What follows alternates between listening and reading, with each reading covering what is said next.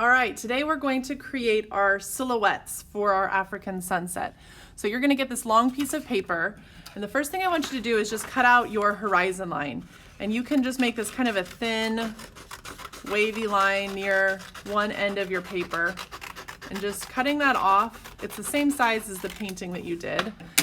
And that will just be glued to the bottom. And I kind of want to glue it so I have a little bit of on the back. So I have a little bit of it hanging off the end. Now you can decide if you want, like if you have the yellow part at the top or if you want the yellow part at the bottom, depending on how you want your sunset to look. Just kind of look and see what it looks like and how you think it looks good.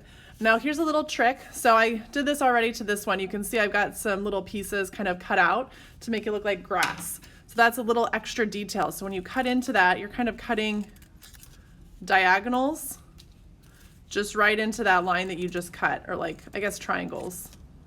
Usually those come out pretty easily. And that looks really cool. It kind of, you can do that in a few places, just adding a little bit of that extra kind of a interesting line to the edge of your horizon to make it look like there's kind of grass blowing in the breeze. All right, so once you've got that glued down, now you're kind of ready to start creating some more options for your, or some more elements for your picture.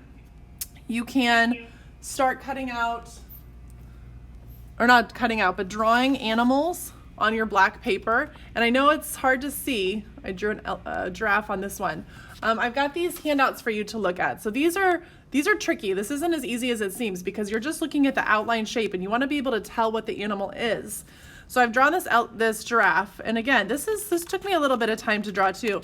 I don't want to see you just cutting it out though. Once you've spent that time drawing it, and then if you just cut it out like that and you glue it to your paper, you really can't tell what that is. Take your time, go around, like even these little teeny pieces of the horns. That's what makes a giraffe really look like a giraffe. This takes a lot of patience just cutting these out. And this will take some time after you've drawn it, getting these cut out because they're not too big. But you can see how that's going to look a little bit more like a giraffe. I've already done this one. This is kind of that lioness. So when I find a spot that I want to put my animal, I'm going to think about it first before I glue it down. And I'm just going to kind of leave it there and think about it. This is just a tree. I'm going to kind of think about where I might want that. You want it to be balanced. So if you have something on one side, you want something else on the other side. Maybe you want your tree right in the middle and you'll kind of balance out with some animals.